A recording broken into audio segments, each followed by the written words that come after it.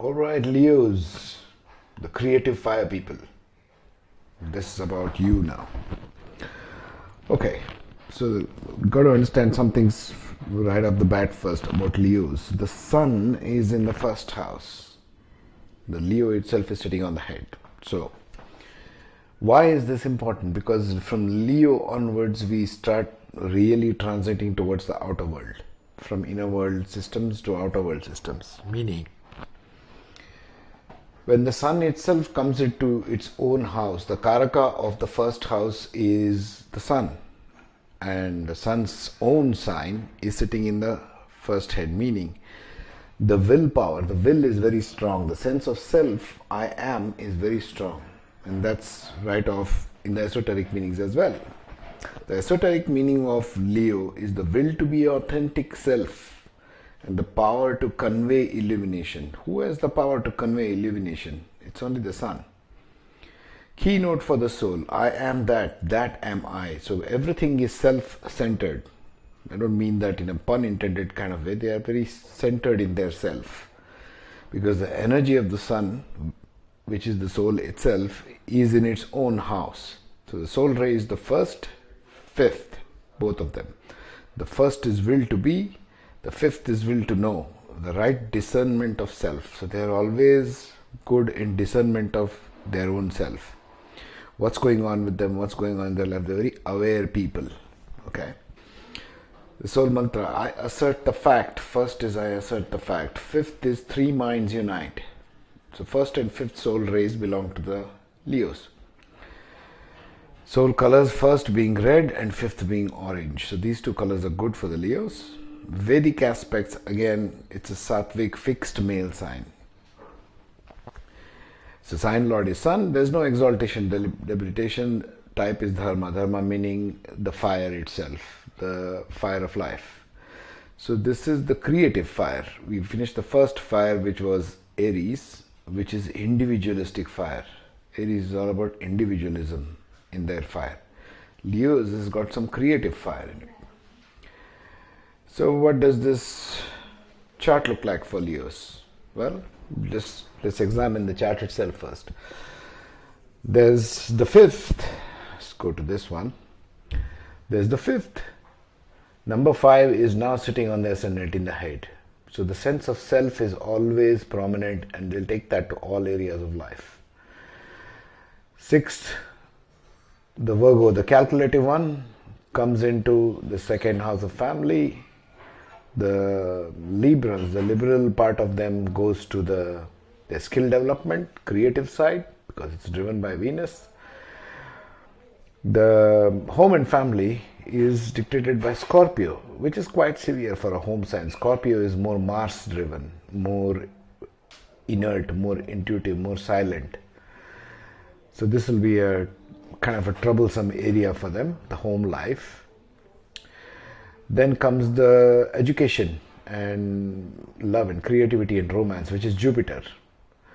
So the 7th sign of Libra, which is in the second house, 7th in second house and 9 in fifth house, will become very prominent creative parts of the Leo. One has got to do with tradition. So they will bring up their children in very traditional ways, which we'll see in the summary of the thing.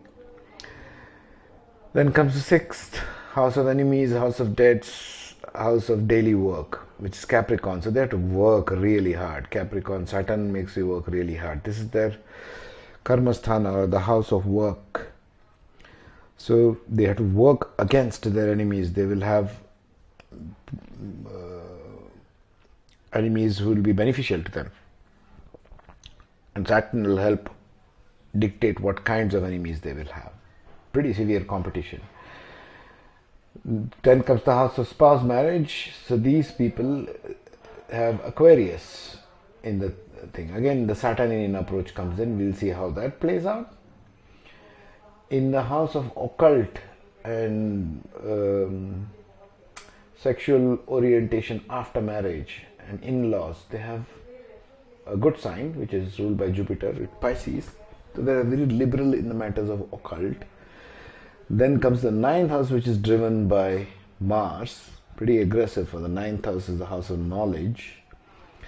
Then the 10th house is again driven by Venus. So again, very creative qualities. That creation, they can bring it into this place with this approach. That's what makes them Leos, the creative fire. Then comes the 11th house of gains, which is ruled by Gemini, which will be fluctuating because the nature of Gemini is dual. And then comes the 12th, Cancer residing in the 12th house, which will become very emotional. So let's see the summaries, how this will play out. Because of what we just discussed, this is what makes their self like this. They're proud, naturally confident. This is the key word to understand, that they're naturally confident. They don't need anybody to give them confidence. It's innate to them. This is the difference in confidence between Leos and the rest of the signs. Naturally confident. Therefore, they are naturally quiet. They are not very talkative people. They are natural actors, great communicators. This makes them good in media, movies, social media, mainstream media, because they are natural actors. And they are great communication, powerful communicators. At the same time, they are image conscious, so they will work towards their self-image. They want the public adoration. Second house is Virgo, house of family, wealth, elder siblings, speech, etc. So they are very quiet, because Virgo is very controlled. Quiet, calculative, talking only to make a point, calculative about wealth, because second house stands for what? Second house stands for wealth. This. Third house has a liberal attitude. It's governed by Libra. So with the younger siblings, they are quite different when they compared to the elder siblings. The same person with two different approaches. Younger siblings, communication, friends, skills, everything is third house. So liberal towards the younger siblings, liberal and affectionate towards friends. Third house is also the house of friends. Immediate social media, this is childhood. They have a very soft speech, balanced. Venusian traits. The Venus traits come into play here. To skills, because they are younger, skill development, they will be more bent towards artistic, creative. That which gets them attention, adoration. Fourth house, like I said, is a Scorpio. It's a little difficult challenge areas for them. Home and mother sign, because the home mom can be very forceful, yet sensitive. Introverted. Scorpios are very introverted. Maybe lucky with their properties and finances. Very protective of home. Home can become very, very turbulent at times because of the nature of Scorpio. Fluctuating. Very aggressive because there's Mars there. That's why communications can become turbulent. Home and mother may have its hidden secrets. Scorpio, sign of secrets. Fifth house has Sag in it with Jupiter ruling. So their education, approach towards children, approach towards love, romance, all is very orthodox, very traditional mindset. They want to be traditional in these matters. They don't want to reinvent some wheel. Philosophical approach to raising children, education, romance, love, esoteric relationship with kids. What do you mean by this esoteric relationship? They think of kids in a philosophical way rather than in a practical way. They love to teach their children about culture, about life, about tradition. Sag being there. Their philosophy is natural to them. They are natural risk takers, because fifth house is also the place of speculation. They love to deal with stock market. Very romantic in love because of Jupiter again. Very expansive. Falls easily in love with people. Fun-loving people. Sixth house is Saturn, the house of Capricorn, ruled by Saturn. So this is the house of enemies, a daily grind, daily work. So this makes them, they have profitable enemies at work. They are always trying to overcome enemies. So this challenge area, they are always trying to bring their personality, bring the Sun to meet the Saturn, who are natural enemies. Sun and Saturn do not like each other. So they want good public image, which they must fight with these kinds of people who are Saturnian, who are more practical, who want only grounded things, whereas Leos are very creative. This is a challenge area for them. Sixth house. Seventh house is Saturn, again another challenge area. Aquarius, marriage and spouse. So because Saturn is around, it will be always a delayed marriage, and they are better marriage after 33 or 36. Also, the spouse may be elder to you in age, more disciplined and controlled. Partnership may be based in business like deal. Looks for security and stability in a person. It's not a very fulfilled married life for Saturn, for Leos, because they are very Saturnian spouse.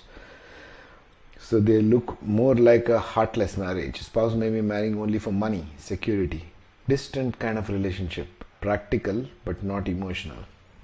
This is again a challenge area for them. Number 7. Number 8, house of occult ruled by Pisces, which is a very liberal sign. So they are very open, liberal minded about occult matters. Traditional approach to occult matters because there is Jupiter's. Very traditional communication with in-laws.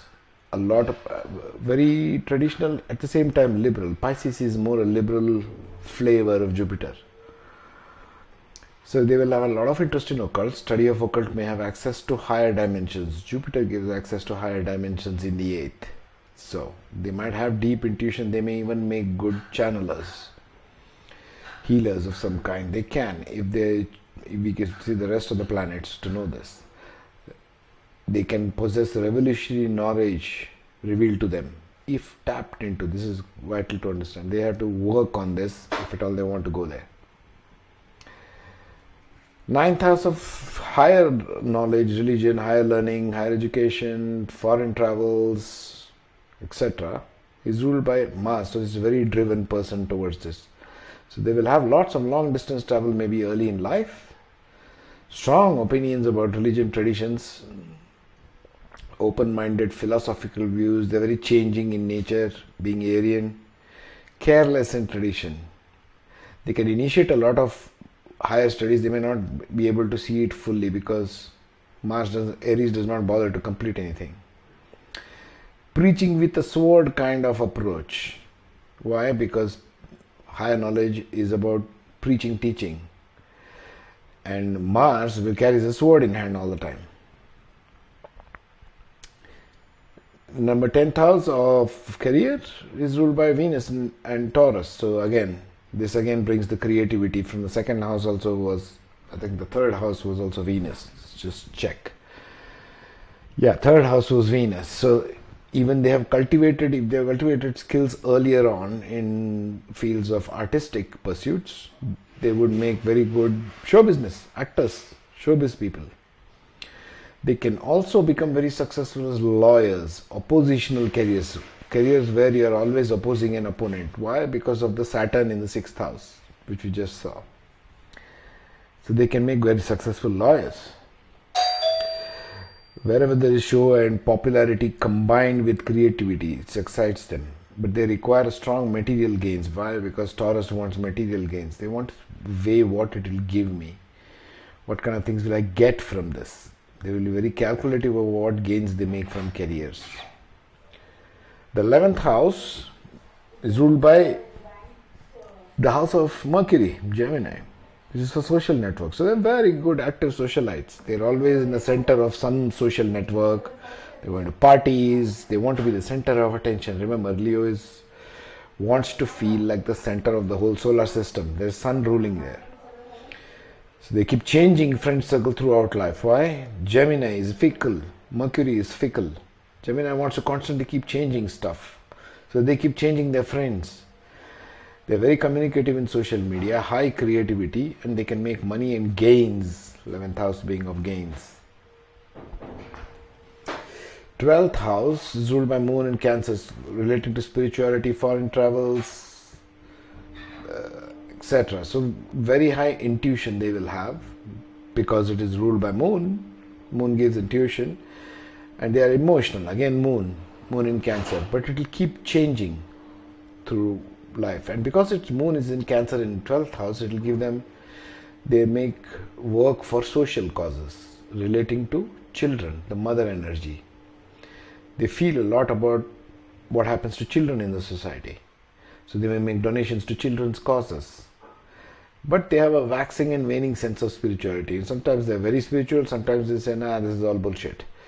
So sometimes they may be a complete atheist. So this is the thing about them, because it's ruled by Cancer. Cancer is waxing and waning everything.